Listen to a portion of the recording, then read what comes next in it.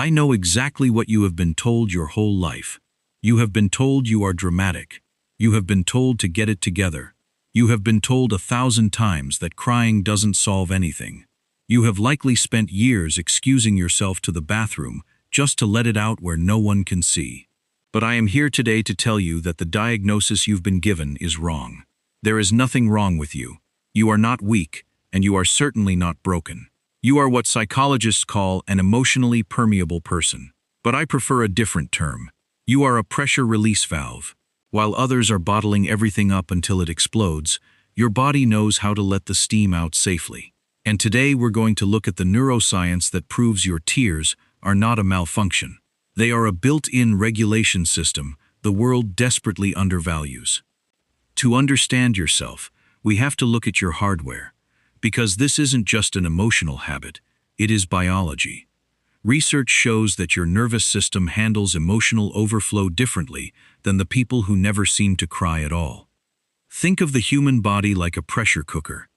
Most people's cookers have a sealed valve. The pressure builds and builds, quietly, invisibly, until one day it doesn't release. It ruptures. But your cooker has a working valve. It lets pressure escape in small, manageable bursts before it ever reaches the breaking point. Neuroscience has identified 3 specific upgrades in your hardware that explain why your eyes well up when others stay dry. First, your limbic system fires faster. Scientists call this a lower emotional threshold for limbic activation. Most nervous systems wait until a feeling is overwhelming before they respond. Yours responds at the first signal. You are not crying because the moment is small. You are crying because you noticed it before anyone else did. This is why a commercial can undo you, why a stranger's kindness can flood you. You are not oversensitive to the situation. You are accurately sensitive to it. Second, your prolactin levels run high. This is the hormone found in emotional tears, and research suggests people who cry easily often carry more of it. Your body isn't betraying you in those moments. It is literally manufacturing the chemical exit route for stress hormones, flushing cortisol out through your tear ducts the way a release valve flushes steam. You are not falling apart. You are detoxing in real time. And third, this leads to the most misunderstood feature of your hardware: emotional honesty under load. Psychologists call this low affect suppression. In a hard conversation or a vulnerable moment, you might feel like you are failing to hold it together. You might hate yourself for losing control in front of others. But here is the science. You are not losing control.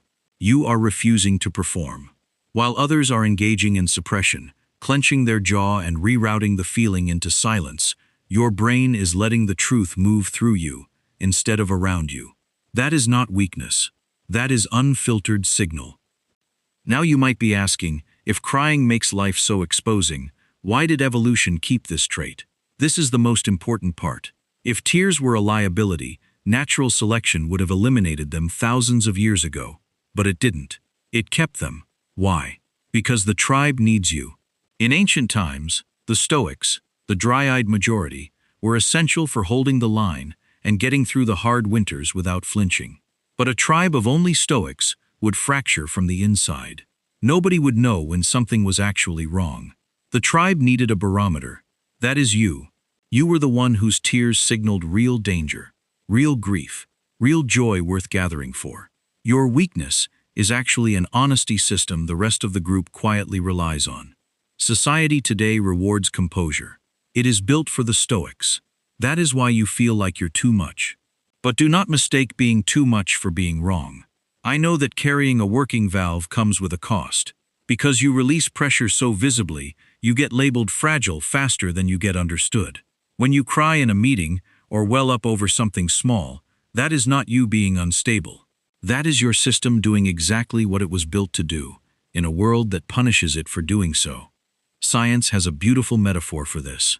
Most people are like dams. They hold everything back, steady and impressive, until the structure itself gives way. But you are a river. A river doesn't hold water. It moves it. It finds the lowest point and lets the pressure flow through, again and again, never building to collapse. And for years, you've probably blamed yourself for not being a dam. But the research on emotional processing shows something amazing. People who allow themselves to cry tend to recover from stress faster, not slower, than people who suppress it. You don't need to become still water to be strong. You need to be respected as a river.